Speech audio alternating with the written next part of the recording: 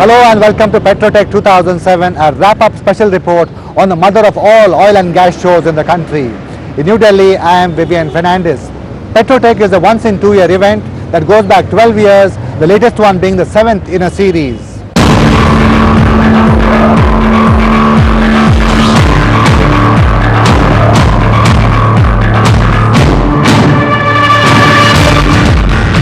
At one time, India was thought to be a country under-endowed in oil and gas. But over the past 8 years, that perception has changed.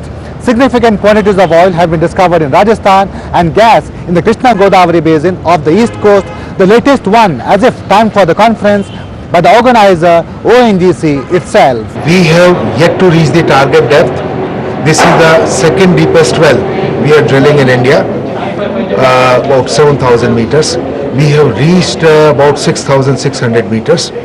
So in the intermittent zones, whatever the tests have been done, MDT testing has been done in the presence of DGH representatives as required under the production sharing agreements.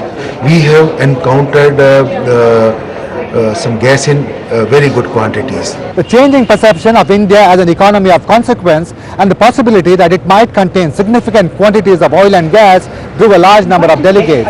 The conference was a kind of mini-ministerial with oil ministers from Saudi Arabia, Sudan, Nigeria, Venezuela, Romania, Yemen and Sri Lanka attending. There was also representation from the national oil companies like Petrobras of Brazil.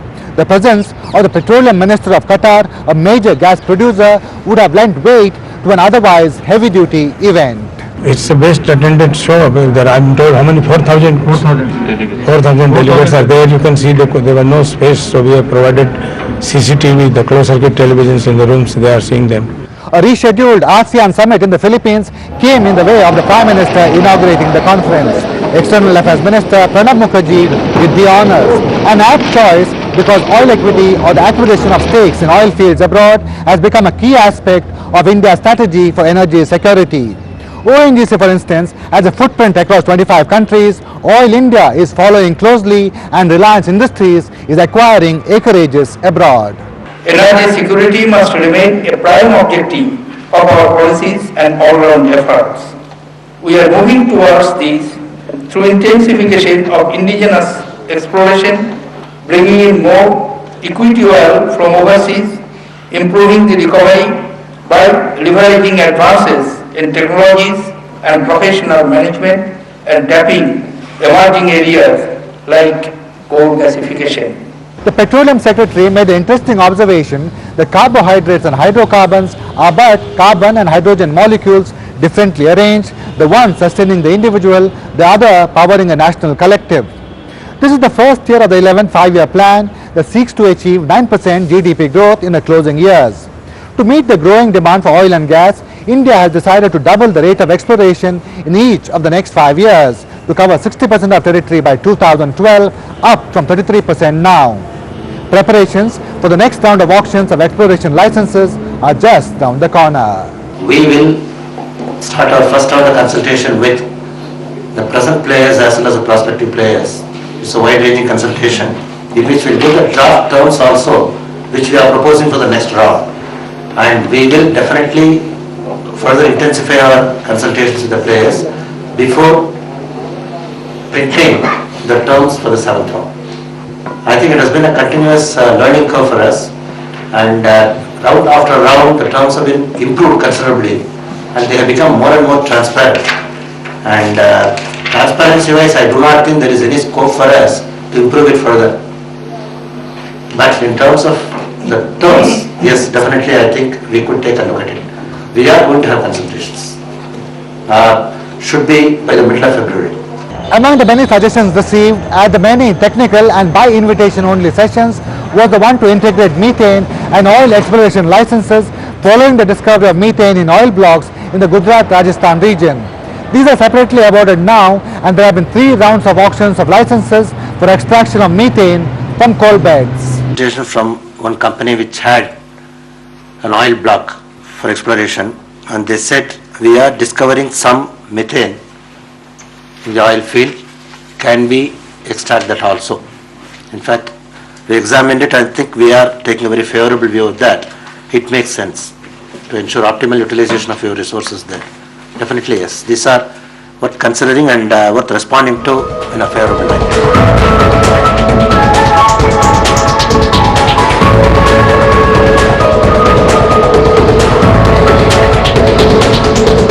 High oil and gas prices have lent urgency to the discovery of new reserves. These are likely to be in difficult terrains or at great depths. To minimize cost and maximize the probability of making a find, the emphasis is now more on diagnostics rather than drilling. We just commissioned a study, the study has come out, and we see potential over the next 4 or 5 years of India, subject to our taking necessary measures now, being able to meet not only our domestic requirements, but also being able to fill in the manpower requirement of Middle East and South Asia. But wells will still have to be drilled because of the scramble for new discoveries and the heightened exploration activity. India will have to reckon with a shortage of people and equipment. Or lignite extraction of gas as well as oil and gas. So same operator can produce oil and gas as well as gas from lignite in Gujarat and Rajasthan. I think we can produce about 20 to 25 million cubic meter of gas if all the blocks like this go. Now ONGC has got many blocks where they have oil and they've also encountered gas and lignite. So they have low pressure wells for gas and of course normal high pressure wells for oil. They'll be extracting some CBM from lignite and certainly oil and gas. So it will be win-win for all. Country gets more gas, state government gets more taxes, and ONGC produces more gas. That was Avinash Chandra, the former Director General of Hydrocarbons, on the equipment front. They are moving into a break, but coming up on the other side, oil ministers from abroad make a pitch for Indian investments and Saudi Arabia expounds its attitude to crude prices. You're watching Petrotech 2007. Welcome back to Petrotech 2007. Ali Al-Naimi, the Saudi oil minister, was the rock star of the event and his movement and statements were closely tracked by the media. Saudi Arabia is the world's largest producer and exporter of oil with a quarter of the world's proven oil reserves. The slide in global crude prices have not been arrested despite a 1.2 million barrel daily production cut by OPEC, the oil cartel, from November, and the possibility of a further 500,000 barrel daily production cut from February. Aware of his ability to move markets, Ali Al-Naimi was guarded but played along on occasion as when it disclosed Saudi Arabia's spare capacity for February. Run, tell them, run, go. Propounding the Saudi attitude to oil prices, Ali Al-Naimi said Saudi Arabia was interested more in stable than high prices. He said prices should balance the interests of both producers and consumers, a point endorsed by the Nigerian oil minister. Development costs remain very high, very high. They are not coming down, and there needs to be enough incentive for new capacity to be put in place. So what we are looking at is stability of markets at a level that is supportive of future investment. According to Ali Al-Naimi, despite alternatives, the energy mix in 2030 will remain pretty much the same as now, with fossil fuels dominating. Which is why Saudi Arabia is investing $80 billion either itself or through joint ventures to increase daily crude production capacity from 9.6 million barrels to 12 million barrels over the next 3 years and double refining capacity to 6 million barrels over the next 5 years with 1.5 to 2 million barrels of spare capacity. The price rise in the last 2 years has been driven in large part by the combination of insufficient investment and rising energy demand over a 15-year period from the mid-1980s through the 1990s. The rise has been a wake-up call for the industry and for producers and consumers alike, who are now beginning to address the deliverability problem head-on. For example, India is planning a major expansion of its capacity to export refined products to world markets. While Saudi Arabia is doing all that it can to provide sufficient supplies of crude oil and petroleum products to meet the world's growing demand for energy, it has more to offer than just access to greater supplies. We also strive to be a source of stability in world markets. High oil prices are cutting both ways. They are fueling an investment boom in the Gulf region. The Gulf cooperation countries are investing $1,400 billion. Saudi Arabia itself is investing $507 billion, of which $265 billion in oil, gas and petrochemicals. A team from Saudi Aramco, the world's largest oil company, came calling during Petrotech to solicit Indian interest in entertaining contracts from the kingdom. We expect of Indian companies to come into Saudi Arabia to join in this economic boom, to take advantage of it, to partner with us, because to execute these massive projects we require tremendous resources.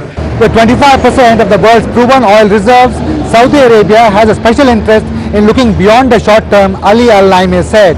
He outlined measures that the kingdom would take to keep global crude prices stable while assuring India of continued support. Saudi Arabia has also expressed strong interest in various types of joint venture partnership with Indian companies, either in the kingdom or here in India. We invite Indian engineering and construction firms to bid on the many new projects available in the petroleum, natural gas, petrochemicals, and mineral sectors. With 1.7 million expatriates, India has a special interest in Saudi Arabia. King Abdullah was the guest of honor at the Republic Day parade last year. The Delhi Declaration was signed and Prime Minister Manmohan Singh gave protocol to receive the king at the airport, an honor he has also given to President Bush. Saudi Arabia is they are very close friends of our country. Last year, 26 January, the king was the chief guest and the king had assured the Prime Minister, and the Prime Minister told him, this minister yesterday when we went to his house, that Saudi Arabia will see that India is never starved of oil. So it's like an insurance we have. Whatever contracts we have with them, like 16 million ton is IOC and the total 25 million tons sometimes we will buy. They stand by that, they deliver in time, they never haggle about the price. The Yemeni minister flaunted his India connection. He said of the 87 blocks, 35 are still unexplored. 2006, he said, was a stellar year for India-Yemeni collaboration in the oil and gas sector. GSPC and Reliance Industries, that is Indian companies, had participated in the previous rounds of auctions, and he called upon Indian companies to participate in strength in the coming round of auctions of oil exploration licenses. Yemen is planning to issue the fourth international bid round in the second half of 2007, mostly intended for promoting offshore blocks. And during our visit within the last 3 days, we have already received 5 commitments from Indian oil companies to participate on the fourth international bidding offshore in Yemen. The Sri Lankan minister said Lanka Indian Oil Corporation has done a fine job of petro-product marketing in the island nation. He wanted the joint venture to repeat the performance while exploring for oil and gas in the Gulf of Mannar. The government of Sri Lanka is taking steps to hold an exploration licensing round for the Mannar Basin within the next couple of months, in addition to the block offered to the government of India. The high potential for significant oil and gas deposit in Sri Lanka is welcome news for any cross-border investors. In keeping with President Hugo Chávez's philosophy of 21st century socialism, the Venezuelan vice minister spoke loftily of using oil to uplift the world's poor rather than aggrandize a few Western multinationals. He informed the audience of the country's move to acquire a controlling 51% stake in oil fields with private oil companies, and also to exercise control, state control that is, over natural gas and refining operations. PDVSA, which is Venezuela's national oil company, is looking to setting up a refinery in India with ONGC. It is also in advanced talks with ONGC Videsh to sell a 50% stake in the San Cristobal block that is said to have 1.3 trillion barrels of oil. To international companies like ONGC and Indian Oil to participate with us in the development of our new reserves in the huge reservoirs that we have in La Faja Petrolífera del Orinoco, and also we are very happy that companies from India show us a tremendous interest to participate in our developments offshore. Solicitation of Indian investment also came from Nigeria, which is setting up 4 2 lakh barrels a day refineries to almost double processing capacity to 70% of own crude production. Indian Oil Corporation has shown interest in a government refinery that is being put up for sale. and the Nigerian government has invited Indian companies to bid for licenses for 55 oil blocks that are being auctioned in February. We have the resource base, but we don't have the capital cushion and we don't have the technology that India has. So we have a fair exchange. Those are the areas we'll be exploring in terms of installation of new refining capacity. The environment in Nigeria is receptive, cheap labor, and we have crude. We invite you to come and invest. LNG is a big thing. You need a lot of LNG here. Time for a break, but coming up, what is ailing Indian petroleum retailing? You're watching a special program, Petrotech 2007. Welcome back to Petrotech 2007. Global oil prices have fallen, and the average for the combination of crude that India is importing has fallen below the $50 mark, but the Petroleum Ministry seems to be using the occasion to enable oil companies to recoup the losses that they suffered when oil prices were higher. The Minister of State for the Prime Minister's office, 26Jan07, called for dual pricing of cooking gas, which currently bears a subsidy of 150 rupees a cylinder, and the Petroleum Secretary vowed to introduce smart cards to check diversion of cooking gas to the auto sector. Putting in place a smart card system within the next 3-4 months. As a one-time cost, I think it will be incurred by the oil companies. We are going to put it together, but once that is done, definitely LPG loopholes will be plugged. We are very confident about that. But oil companies seem lukewarm to technology fixes like smart cards, color coding of kerosene, and satellite tracking of delivery vehicles to check adulteration, which was essentially a play on the arbitrage between subsidized and freely priced fuels. We have to just keep trying so that, LPG is a commodity that gets imported, and we have to make sure that we try everything to ensure that this is not diverted. Industry Chamber FICCI said controls on pricing were deterring investments in the retailing sector. It wanted the government to let go. FICCI welcomes the recommendation made by Dr. C. Rangaraj with committee report on pricing and taxation of petroleum products.